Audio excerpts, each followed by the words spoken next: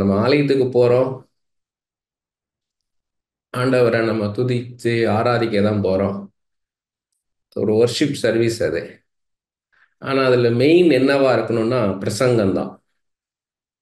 பாடல்கள் பாடுறோம், நல்ல மியூசிக், நல்ல கொயரு, வொர்ஷிப் லீடர்னு ஒருத்தர் இருக்காரு, எல்லாம் இருக்குது, ஜெபம் இருக்குது, எல்லாம் இருந்தாலும் ஒரு ஆராதனையில மிக முக்கியம் பிரசங்கம் தான்.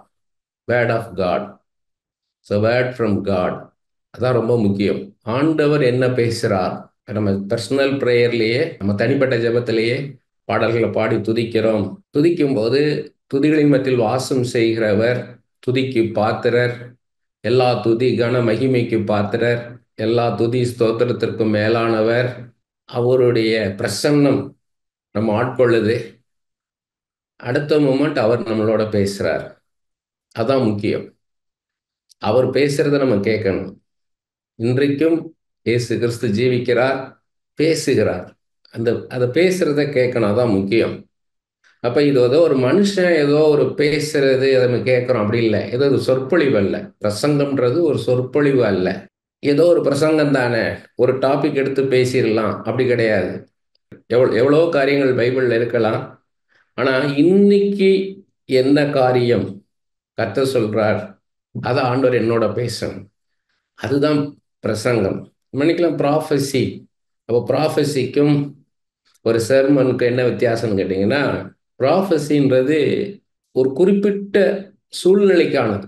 இந்த மூமெண்ட்ல எனக்கு என்ன தேவையோ அதான் ப்ராஃபஸி. அது ஒரு மனுஷனுக்காக, ஒரு குடும்பத்துக்காக, ஒரு சபைக்கு, ஒரு சமுதாயத்துக்கு, ஒரு நாட்டுக்கு அப்படி வரும்.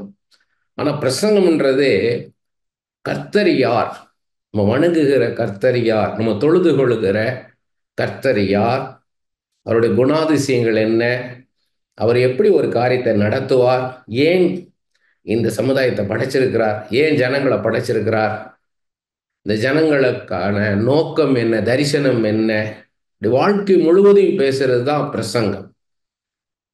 கர்த்தர் தம்முடைய பிள்ளைகளோடு பேசுறது தான் பிரசங்கம். பிரசங்கம் என்றது நம்ம அல்ல. நம்ம பிரீச்சரா நம்ம நிக்கிற, நம்ம கர்த்தருக்கும் ஜனங்களுக்கும் நடுவே ஒரு பிரிட்ஜ், அவ்வளவுதான்.